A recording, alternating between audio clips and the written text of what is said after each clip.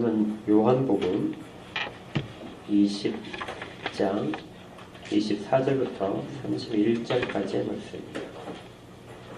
요한복음 20장 24절부터 31절까지의 말씀입니다.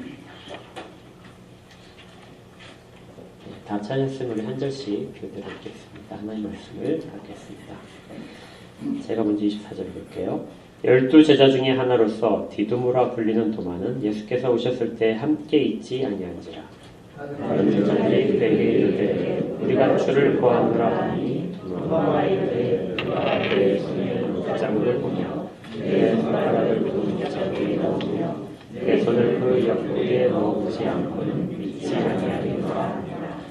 여드레를 지나서 제자들이 다시 집 안에 있을 때 도마도 함께 있고 문들이 닫혔는데 예수께서 오사 가운데 서서 이르시되 너에게 평강이 있을지어다 하시고 도마에게 이르시되 내 손가락을 이리 내밀어 내 손을 보고 내 손을 열어 내 옆구리에 넣어라. 그리하여 믿음 없는 자가 되지 말고 믿는 자가 되라. 도마가 대답하여 이르되 나의 주님이시오 나의 하나님이시니이다. 예수께서 이르시되 나를 본으로 믿느냐 보지 못하고 믿는 자들은 복되리라 하시니라. 예수께서 제자들 앞에서 이 책에 기록되지 아니한 다른 표적도 많이 행하셨으나 오직 이것을 기록함은 너희로 예수께서 하나님의 아들 그리스도이심을 믿게 하며 또 너희로 믿고 그 이름을 힘입어 생명을 얻게 하려 함이니라. 우리 지난주부터 요한복음을 살펴보고 있는데요.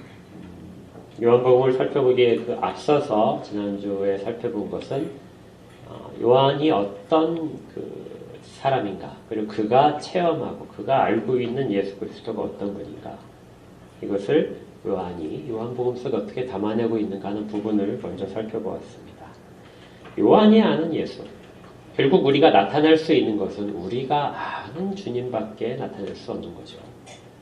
그래서 요한은 자기가 아는 모든 것들을 동원해서 성령의 감동을 통하여 요한복음을 기록을 했습니다. 우리도 동일하게 우리가 아는 예수, 우리가 아는 하나님만을 사실은 나타낼 수 있는 거죠. 알지 못하고 전할 수는 없습니다. 오늘은 이제 두 번째, 역시 배경적인 부분인데요. 요한복음이 과연 어떤 사람들을 대상으로 썼는지, 이 복음서 자체가 모든 사람을 우리가 지금 이 시대에는 모든 사람이 독자가 되어서 이 복음서를 읽지만 당시에는 그렇지 않았을 가능성이 아주 큽니다. 그래서 어떤 대상들을 보고 썼는지, 그리고 그 속에서 다른 복음서와 어떤 차이점이 나타났는지, 그런 부분들 좀 살펴보고요. 그리고 가장 중요한 요한복음은 어떤 목적을 가지고 있는지, 우리에게 정말 요한복음을 통해서 우리가 들어야 될 부분, 알아야 될 부분이 무엇인지, 그 목적이 무엇인지를 오늘 살펴보겠습니다.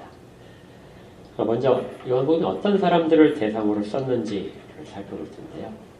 사실 그 복음서는 저마다 그 복음서를 읽는 독자들이 초대교회 때는 좀 제한적이었습니다. 마태복음 같은 경우에는 유대인들을 위해서 쓴 복음서가 되고요. 그리고 마가복음도 유대인들입니다. 대신 좀 다른 지역, 로마에 있는 지역의 유대인들을 대상으로 했다고 그랬죠. 누가복음은 전적으로 이방인들을 위한 복음서입니다. 그래서 이방인들이 읽기 쉽게 그렇게 써놨어요. 그리고 이제 요한복음은 어떤 대상을 하고 있느냐? 마태, 마가복음과 누가복음 사이에 있는 독자들입니다. 그러니까 유대인과 이방인 사이에 있는, 유대인은 아니지만 유대에 대한 내용들이 반드시 필요한 이방인들을 대상으로 한 것이죠. 그래서 두 문화를 연결하는 복음서다, 이렇게 이야기할 수 있습니다. 유대교와 기독교의 차이점이 무엇인지도 나타나고요. 그렇지만 기독교가 유대교와 아무런 관계가 없는 것인가, 구약과 신약은 어떻게 관련성이 있는 것인가 하는 부분들을 밝히기 위해서 노력한 것이 요한복음이라는 것이죠. 그래서 요한복음은 이 부분들을 아주 자세히 좀 중간중간에 써놓고 있습니다. 특별히 이제 눈에 띌 수 있는 것이요, 절기라든지 어떤 용어에 대한 해석입니다. 요한복음 7장 2절에 보게 되면 이렇게 돼 있어요. 유대인의 명절인 초막절이 가까운지라. 이 말을 이제 딱 들은 순간 우리가 이제 기억을 할 수 있겠죠. 아, 초막절을 이야기하는데 사실 요한은 그 유대인의 절기에 대해서 다른 복음서보다 훨씬 많이 사용을 합니다. 더 자세히 설명을 하고 있고요. 이유가 요한 사도께서 봤을 때는 구약에 있는 모든 부분들, 성전도 그렇고 절기들 그렇고 율법의 모든 부분도 그렇고 그리스도를 담고 있다고 보는 거죠. 그리스도를 담고 있는 것이 구약의 절기들이다. 그래서 구약의 절기들을 다 사용을 해서 그리스도를 나타내고 싶어 합니다. 그게 볼 의미다는 거죠. 그런데 이방인들 입장에서 볼 때는 유대인의 절기를 전혀 모르잖아요. 그래서 늘 그 앞부분에 있어서 설명을 절기들에 대해서 이렇게 조금씩 해놓습니다. 여기도 마찬가지예요. 초막절을 이야기를 하고 싶은데 그것이 이방인이 낯설으니까 거기 앞에 유대인의 명절인 초막절이다 하고 부가적인 설명을 붙이는 겁니다. 또 그리스도에 대한 호칭을 이방인들이 사용을 하는데 그리스도의 호칭이 구약에서는 메시아라고 불렸다 하는 부분도 설명을 합니다. 요한복음 1장에 보게 되면 그가 먼저 자기 형제 시몬을 찾아가려되 우리가 메시아를 만났다 하고 메시아는 번역하는 그리스도다. 이게 어떻게 번역되는가 하는 부분을 설명을 하고 있죠. 4장에서도 여자가 이르되 메시아 곧 그리스도라 하는 이가 오실 줄을 내가 안다. 요한복음 1장 38절에 보게 되면 예수께서 돌이켜 그 따르는 것을 보시고 물어주시되 무엇을 구하느냐 이르되 랍비여 어디 계시오니까. 그리고 나서 랍비는 번역하면 선생이다. 이렇게 번역된 말들을 많이 사용하고 있습니다. 그래서 유대인들이 사용하는 용어에 익숙하지 않은 사람이라도 요한복음은 그들이 요한복음을 읽으면서 큰 어려움 없이 유대인의 언어들을 다 습득할 수 있다는 것이죠.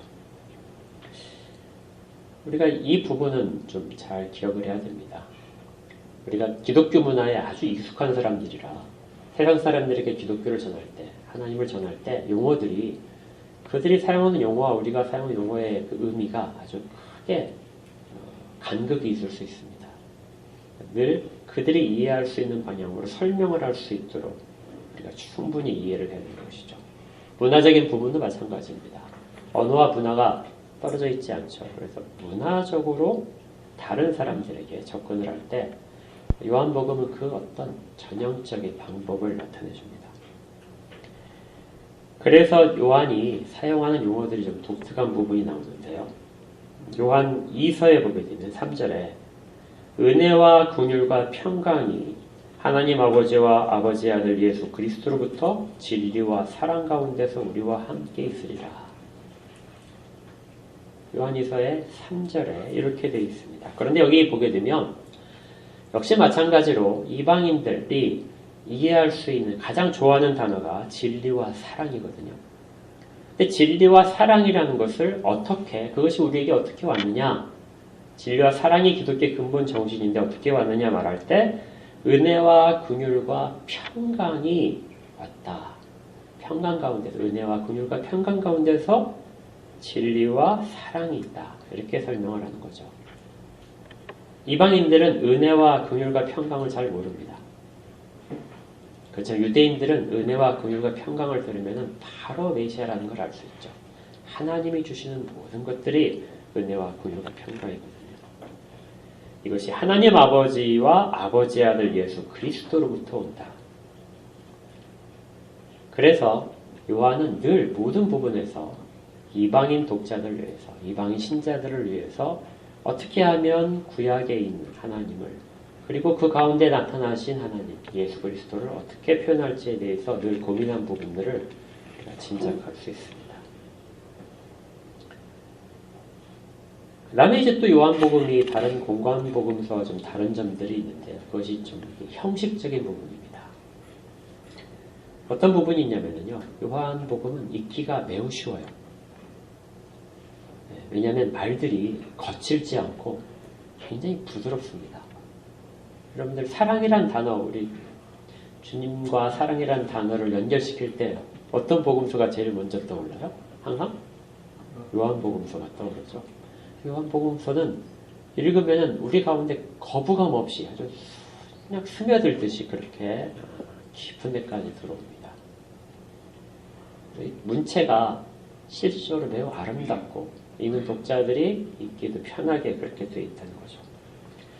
그런데 그 쉬운 용어들을 사용을 해서 내용 전체는 매우 논리적입니다. 다른 공간복음서는 예수님에 대해서 이야기할 때 우리 전에 한번 우리 했던 기억이 있을 겁니다. 마태복음은 예수님을 어떻게 처음에 소개하면서 한다고 그랬죠? 왕으로서 소개한다고 그랬죠. 근데 왕으로서 소개를 하고 나서 점차 시간이 지나면서 하나님의 아들이라는 것을 크게 이제 각광을 시킵니다. 그러니까 하나님의 아들 속성 중에 그 역할 중에 왕의 사역이 있다는 것을 연결시켜서 이야기한 거죠. 처음에는 부분적인 것을 시작해서 나중에 본질적인 아주 중요한 것을 이야기합니다. 마가복음도 마찬가지였죠. 누가복음도 마찬가지입니다. 누가복음 이제 제사장부터 시작한다고 했죠. 제사장으로 시작해서 하나님의 아들을 이야기합니다. 그래서 결과적으로 하나님 나라가 이 땅 가운데서 임하고 그걸 통치하는 분으로서 이야기를 아주 잘 전개하고 있죠. 그런데 요한복음은 좀 다릅니다. 요한복음은 부분적인 것에서 시작해서 완성된 것으로 가는 것이 아니라 완성된 것에서 처음부터 시작을 해요. 그래서 요한복음 처음에부터 태초에 말씀이 있었다. 하나님과 함께 계셨는데 곧 말씀이 하나님이다. 아주 처음에 그렇게 선언을 해놓고 시작을 하고 마지막에 동일한 결론으로 다른 복음서와 같은 결론으로 가는 겁니다. 그래서 관점이 좀 다르게 되죠. 점진적으로 알아가는 것이 아니라 선언을 하고 그것을 보충 설명을 하는 것이 요한복음이 됩니다. 이런 구조는 우리가 현재 그 시대의 신학책들을 봤을 때, 조직신학을 봤을 때 아주 분명하게 그런 구조로 되어 있어요. 그래서 요한복음을 형식적으로 신학책이다 이렇게 분류를 하기도 합니다. 첫 번째 기독론이다. 그리스도에 대한 내용을 기록한 것을 우리가 기독론, 그리스도론이라고 하거든요.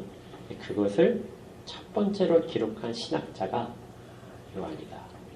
그래서 요한은 정말 두 가지를 아주 정교하게 담아내고 있습니다. 제일 쉽고 사람들이 감정적으로 잘 받아들일 수 있는 언어들을 통해서 아주 어려운 신학적 내용들, 그리스도에 대한 본질적인 부분들을 구체적으로 잘 처음부터 끝까지 일관되게 설명을 하고 있다는 것.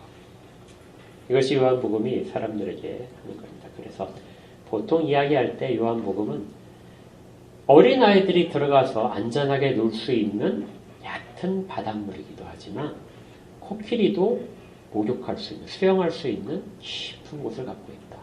심지어 그 바닥이 어디인지 다 알 수 없을 만큼 깊은 영성적인 부분이 있다. 이렇게까지도 이야기를 하는 겁니다. 이게 요한복음이 아주 특별한 그런 형식들을 갖추고 있는 거죠. 그런 점을 앞으로 우리가 살펴보면서 요한복음을 이제 대할 것입니다. 그리고 이제 제일 중요한 요한복음이 과연 그러면 무엇을 목적으로 하는가? 결론은 간단해요. 다른 복음서와 동일한 목적을 나타내고 싶은데, 근데 독특하게도 요한은 그 목적을 처음 이게 밝혀놓습니다. 나는 이 요한복음을 통해서 여러분들이 무엇을 하기를 바랍니다 하고 밝혀놓고 있어요. 목적이 분명한 것이 요한복음서인데요. 오늘 읽은 본문의 30절과 31절이 그것입니다. 30절과 31절 다시 한번 같이 읽어볼까요? 시작. 예수께서 제들 앞에서 이 책에 기록되지 아니한 다른 표적도 많이 행하셨으나 오직 이것을 기록함은 너희로 예수께서 하나님의 아들 그리스도이심을 믿게 하려 하며 또 너희로 믿고 그 이름을 힘입어 생명을 얻게 하려 함이니라. 제 성경책 위에 보게 되면 설명으로 이 책을 기록한 목적이라고 이렇게 파란색 글씨로 되어 있어요. 여러분도 아마 그럴 겁니다. 31절에 내가 이 복음서를 기록해야 됐던 이유는 두 가지다. 하나는 너희들로, 이걸 읽는 사람들이죠. 너희들로 하여금 예수께서 하나님의 아들 그리스도이심을 믿게 한 것이다. 이건 모든 복음서가 가지고 있는 중요한 목적입니다. 우리가 예배를 드리면서 설교를 듣고 모든 공부를 하는 것들도 가장 중요한 목적은 언제나 이거예요. 예수께서 하나님의 아들 그리스도이시다. 그 다음에 두 번째 목적이 너희로 믿고 그 이름을 힘입어서 생명을 얻게 하는 것이다. 그렇게 잘 설명을 듣고 나게 되면 믿음이 발생한다는 것이죠. 그 믿음을 가지고 예수의 이름을 힘입어서 우리가 가진 어떤 것을 가지고 하는 것이 아니라 예수의 이름을 힘입어서 그분의 존재만을 힘입어서 우리에게 생명을 얻고 싶은 것들이 나타난다. 먼저 첫 번째 목적인 예수가 그리스도시다, 하나님의 아들이시다는 부분들을 살펴볼 것입니다. 이 부분들은 요한이 위에서 여러 가지 표적을 기록한 이유이기도 해요. 요한복음에는 보통 7개의 표적이 기록되어 있다고 합니다. 7개의 기적 이야기가 있는 거죠. 근데 그 기적을 많이 소개를 하는데 왜 내가 이 기적을 표현하고 있는가? 예수님께서 행하신 기적이 엄청 많은데 그 중에서 내가 왜 이것만을 선택을 해서 여기에 기록을 하고 있는가 하는 그 목적이 바로 예수께서 하나님의 아들 그리스도라는 것을 알게 하는 표적이라는 것이죠. 그래서 요한복음에서는 우리가 표적을 볼 때마다 생각하셔야 할 게 있어요. 우리가 일반적으로 표적을 보게 되면 사람들이 막 깜짝 놀라는 기적이고 사람들을 모으는 효과도 있고 그래요. 그러면서 어느 수준에 머물게 되냐면은 그 기적이 내게도 일어났으면 병자를 고치는 기적을 보면서 병이 내게에서 병 고치는 그 생명의 역사가 내게도 일어났으면 하는 것으로 표적에 머물게 됩니다. 가난한 자인데 가난한 자가 부유하게 되는 것, 우리가 가지지 않은 물질들을 풍부하게 가지는 것으로 그렇게 표적의 모든 것들을 거기까지만 이해를 한다면 그 표적을 잘 모르는 거죠. 요한은 자기가 표적을 기록을 했는데 그 표적은 예수를 믿게 하기 위한 것이다. 그래서 표적을 대할 때마다 이 표적은 어떻게 예수 그리스도가 하나님의 아들이심을 드러내고 있는가, 어떤 의미에서 그것이 담겨 있는가를 꼭 살펴보아야 한다는 것입니다. 그리고 말씀드렸죠. 유대인들이 가지고 있는 신앙관, 메시아에 대한 신앙관이 그리스도와 연결되는 것을 설명하기 위해서 요한은 아주 많이 노력을 합니다. 신앙은 예수님이 모든 것들을 다 우리에게 전하신 것이 아니라 구약에 있는 내용들을 설명을 해준 부분이 아주 많이 있어요. 심지어 우리가 구약과 신약을 나누기도 하지만 구약에 있는 언약이 신약에 있는 언약과 다르지 않습니다. 그래서 신약이라고 하는 신약의 언약은 성취된 구약의 언약이다. 이렇게 구분하는 것이 훨씬 더 좋아요. 그러니까 구약과의 관련성을 제외하고 우리가 주님의 말씀을 받을 수는 없습니다. 그러니까 주님도 늘 그렇게 말씀하셨어요. 요한복음 5장 39절에 너희가 성경에서 영생을 얻는 줄 생각하고 성경을 연구하거니와 이 성경이 곧 내게 대하여 증언하는 것이니라. 구약에는 많은 성경 구절들이 나를 증거하고 있다 말씀하셨고, 또 그 다음에는 모세를 믿었더라면 또 나를 믿었으리니 이는 그가 내게 대하여 기록하였다. 모세가 기록한 것들 중인데 주님을 기록한 것들이 많다는 것입니다. 이렇게 모든 것들에 대한 지식을 바르게 잡고 나서 그 다음에 비로소 믿는 것이 가능해진다는 것이죠. 그래서 믿는다는 것은 늘 항상 과거의 모든 것들로부터 이어져 와야 됩니다. 과거와 아무런 관련이 없이 내가 단독으로 믿는 지식이 형성될 수가 없어요. 구약 없이 신약의 지식들은 있을 수 없습니다. 그래서 믿는다는 단어는 늘 그렇게 돼 있어요. 과거라는 것을 바탕으로 합니다. 시제 자체가 그래요. 나는 이렇게 된 일들에 대해서 믿습니다. 지식을 떠난 믿음은 그래서 세워질 수가 없어요. 우리가 부지런히 성경을 읽고 그리고 성경을 묵상하고 이 모든 것들을 반복해서 하는 이유는 우리 이전에 있었던 역사적인 사실이 어떻게 하나님을 알려주고 하나님을 계시하는 것에 대한 것을 지식들을 습득하기 위해서 그렇습니다. 그러면서 또 현재형의 의미도 있어요. 믿음은 늘 현재형으로도 사용되거든요. 이것은 우리의 믿음이 현재에 있는 것이 아니라 계속해서 진행되어야 할 것을 이야기합니다. 우리는 지식을 바탕으로 해서 현재 내 믿음이 실질적인 믿음이 되어야 돼요. 지속적인 믿음이 됩니다. 요한복음은 우리가 믿는다 할 때 이 두 가지 의미를 다 담고 있어요. 그래서 너희로 믿게 하려고 한다. 이 말은 과거에 있는 일들을 믿게 하고 그리고 앞으로도 계속 믿게 하기 위해서 요한복음서가 기록된다는 것이죠. 이런 부분들이 사실은 아주 결정적으로 표현된 것이 이 앞에서 우리가 읽었던 도마가 관련된 사건입니다. 요한 사도께서 사도 도마에 대한 이야기를 굳이 여기서 이렇게 다른 복음서와 관련 없이 여기에만 이렇게 기록을 하고 또 목적이 기록된 바로 앞에 이걸 기록한 목적이 아주 특별합니다. 이 위치가. 우리가 일반적으로 사도 중에 도마를 의심 많은 사도도 막 이렇게 이야기 많이 하잖아요. 정말 호칭이 별로 이렇게 좋지 않은데. 근데 지금 이제 많이 그렇지는 않지만 도마는 아주 경험적인 사람입니다. 사실 우리와 비슷해요. 현대인들은 거의 대부분이 다 경험적인 사람들이 많아요. 도마가 의심이 많아서 의심을 하는 것이 아니라 그는 자기가 체험하는 것을 믿는 사람이죠. 굉장히 분석적이고 그리고 실질적입니다. 도마란 이름은 거기도 설명되어 있지만은 디두모다. 이 도마와 디두모라는 단어는 사실 같은 뜻이에요. 도마는 히브리어로 쌍둥이란 뜻이고 디두모는 헬라어로 쌍둥이란 뜻입니다. 쌍둥이 중에 한 사람이었을 거예요. 그는 다른 제자들이 예수님을 만났다, 부활하신 주님을 만났다 이렇게 이야기를 했는데 다른 제자들이 만나는 그 지점에서 도마가 없었습니다. 그리고 8일째 되는 날에 주님 부활하신 후 8일째 되는 날에 도마가 이제 제자들과 함께 있을 때 주님이 그때 다시 나타나셨습니다.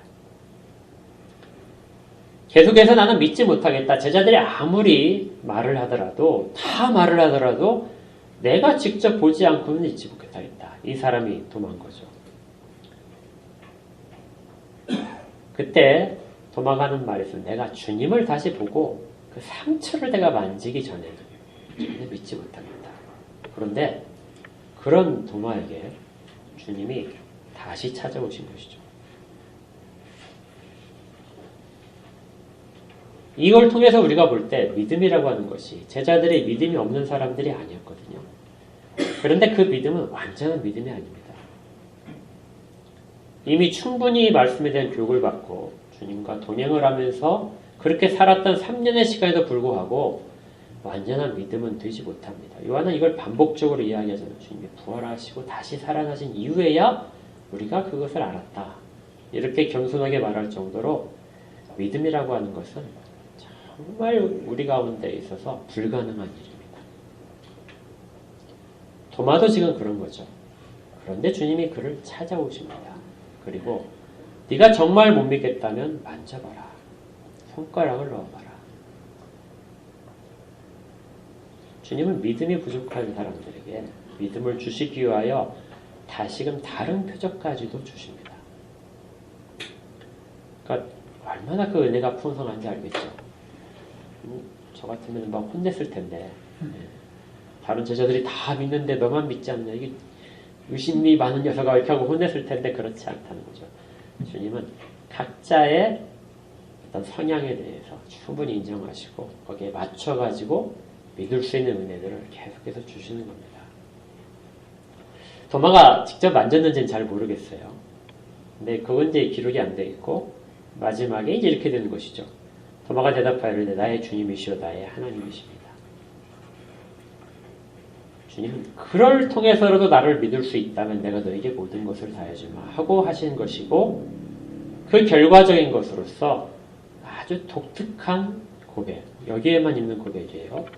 나의 주님이시오 나의 하나님이십니다 하는 정말 결정적인 고백을 이때 하게 됩니다.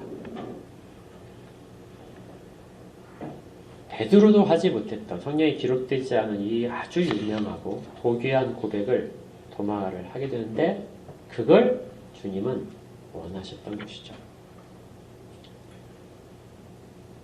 우리 가운데 그런 사람들이 있어요. 내가 정말 기적을 주님이 베풀면, 하나님이 내게 기적을 베풀어 주시면 내가 믿겠다. 도마와 다르지 않는 사람들입니다. 지금 내가 믿음이 완전하지 못한 거기 때문에 내가 정말 만져봐야 알겠다. 내 앞에 나타나시면 믿겠다 하는 사람들 여전히 많아요. 그런데 이 표적들은 그것을 위해서 분명히 주어진 것입니다. 그런데 그 뒤에 있는 말이 또 우리에게 또 많은 걸 알려줘요. 29절에 예수께서 이르시되 너는 나를 본고로 믿느냐? 보지 못하고 믿는 자들은 복되다 하시니라.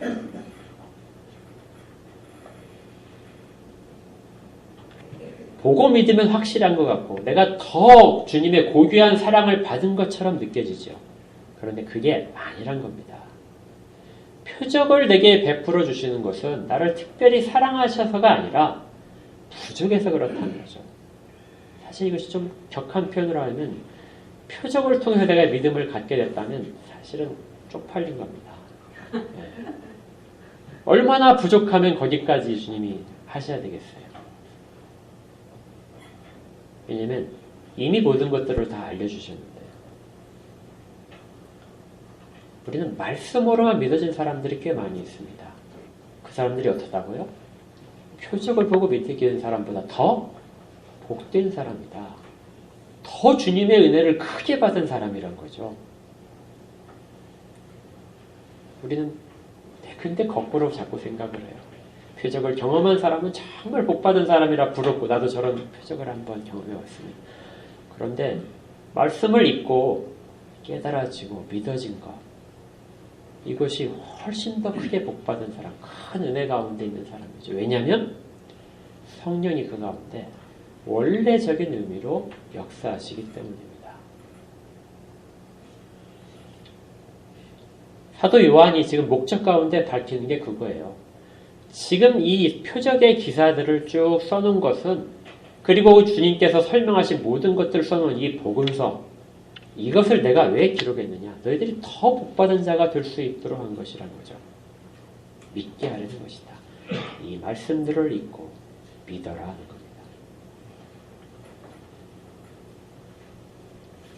그리고 이 바르게 믿는 사람들에게 약속된 것, 생명을 이야기합니다. 아주 독특한 요한의 표현이에요. 요한은 생명에 대해서 아주 중요하게 생각합니다. 모든 것들은 생명과 연결되어 있어요. 예수를 믿는다는 것은 생명을 공급받는 것입니다. 20장 31절에 믿고 그 이름을 힘입어서 생명을 얻게 된다. 하나님 나라를 다른 공간 복음서들이 중요하게 이야기를 하는데요. 요한은 그 하나님 나라의 임함을 생명으로서 표현을 하고 있는 거죠. 생명이 공급되면 달라지는 겁니다. 성경에 대해서 아무리 지식이 많더라도 생명을 공급받지 못하는 사람들이 있습니다. 학자들 가운데 실질적으로 성경 지식이 아주 풍부한 사람들 많이 있어요. 많은 연구를 하는 사람들이 있습니다. 그런데 지식에 그친 사람들에게는 생명이 공급되지 못한, 생명의 은혜를 받지 못한 사람들이 얼마나 많은지 몰라요. 하나님을 바로 믿게 되면 늘 생명이 공급되고, 여러분 잘 아시죠? 생명이 공급되면 어떻게 되죠? 변화가 일어나게 됩니다. 죽었던 것이 살아나죠. 그래서 이사야 선지자가 이야기했던 그 생명이 공급되는 일들에 대한 예언들이 요한은 그것들을 아주 중요하게 사용을 합니다. 이사야 35장과 이사야 11장에 있는 내용이 있는데요. 제가 그 오늘 쭉 한번 읽어버릴게요. 이사야 35장 5절부터 보게 되면 그때 맹인의 눈이 밝을 것이며 묻 듣는 사람의 귀가 열릴 것이며 그때 저는 자는 사슴같이 들 것이며 말 못하는 자의 혀는 노래하리니 이는 광야에서 물이 솟겠고 사막에서 시내가 흐를 것이니라. 뜨거운 사막이 변하여 못이 될 것이며 메마른 땅이 변하여 원천이 될 것이며 승냥이 눕던 곳에 풀과 갈대와 부들이 날 것이며 거기에 대로가 있어 그 길을 거룩한 길이라 일컫는 바 되리니 깨끗하지 못한 자는 지나가지 못하겠고 오직 구속함을 입은 자들을 위하여 있게 될 것이라. 우매한 행위는 그 길로 다니지 못할 것이며 거기에는 사자가 없고 사나운 짐승이 그리로 올라가지 아니하므로 그것을 만나지 못하겠고 오직 구속함을 받은 자만 그리로 행할 것이며 여호와의 성령함을 받은 자들이 돌아오되 노래하며 시온에 이르러 그들의 머리 위에 영영한 희락을 띠고 기쁨과 즐거움을 얻으리니 슬픔과 탄식이 사라지리라. 생명이 있게 되면 사막이 바뀐다는 것입니다. 사나운 짐승의 이빨이 감춰진다는 것이죠. 맹인의 눈이 밝아질 것이다. 못 듣는 사람의 귀가 열릴 것이라는 겁니다. 죽은 자가 살아난다는 생명. 이것이 있는 곳에 그곳이 하나님 나라라는 것이죠. 선지자들은 이것을 그리면서 소망을 했습니다. 요한은 요한 계시록을 통하여 이 생명이 마지막에 어떻게 나타날 것인지에 대해서 더 분명하게 설명을 하죠. 이 35장 읽은 부분과 그다음에 이사야 11장을 합쳐서 여러분들이 잘 아는 복음성가 한 곡이 만들어졌습니다. 가사가. 기억나시죠? 사막에 샘이 넘쳐 흐르리라. 이 찬양을 부를 때 이와 관련된 가사들을 사람들이 생각할 때 얼마나 감격이 넘쳤을지를 알 수 있습니다. 제가 가사를 한번 읽어드릴게요. 사막에 샘이 넘쳐 흐르리라. 사막에 꽃이 피어 향내나리라. 주님이 다스릴 그 나라가 되면은 사막이 꽃동산되 사자들이 어린 양과 뛰놀고 어린이들 함께 뒹구는 참사랑과 기쁨의 그 나라가 이제 속히 오리라. 사막에 숲이 우거지리라. 사막에 예쁜 새들 노래하리라. 주님이 다스릴 그 나라가 되면은 사막이 낙원되리라. 독사울의 어린이가 손 놓고 장난쳐도 물지 않는 참사랑과 기쁨의 그 나라가 이제 속히 오리라. 그 일들이 이 땅 가운데 이루어지고 있으니 그게 생명의 결과라는 거죠. 그 생명의 결과가 믿는 자들에게, 여호와 앞에 정직한 자들에게, 그의 길을 따르려는 자들에게 열려있고 그 길을 우리가 지금 가고 있다는 것입니다. 그래서 주님께서는 스스로를 생명의 떡이라고 말씀하시고 그리고 생수의 샘이 넘칠 것이라고 말씀을 하시는 겁니다. 여호와라는 지식이 우리 가운데서 풍성해지고 그것이 믿음까지 들어오고 믿음이 강해지면서 생명의 영향력이 우리 가운데 다 체험되는 것. 이것이 복음이 실제적으로 바라보고 목적하는 것입니다. 지식이 그치지 않죠. 사람들이 살아나야 됩니다. 그래서 복음을 들은 사람들이, 바른 신앙을 가진 사람들은 생명의 모습들을 반드시 가지게 됩니다. 실제 삶 속에서 생명의 모습이 없다면 우리 늘 항상 돌아봐요. 생명의 모습들이 과연입니까? 내 영혼 속에서 그 메마른 부분들이 주님 때문에 살아난 부분들이니까 내 인간관계 속에서 거칠었던 부분들이 주님의 생명수 때문에 살아난 부분들이니까 죽었던 가지가 잎이 나듯이 살아난 부분들이 있는지를 늘 점검을 해야 됩니다. 생명이 없다면 다른 복음과 관련이 없는 사람일 수도 있는 거죠. 그럼 깊이 우리 가운데서 물을 질문이기도 합니다. 왜냐하면 요한복음은 또 이렇게 이야기하거든요. 하나님이 죄인의 말을 듣지 아니하시고 경건하여 그의 뜻대로 행하는 자의 말은 들으시는 줄을 우리가 안다. 우리가 무엇을 구하든지 간에 그대로 해주실 테인데 그 부분에는 생명의 교류가 반드시 있어야 됩니다. 우리가 지금까지 이제 요한복음의 목적을 살펴보았습니다.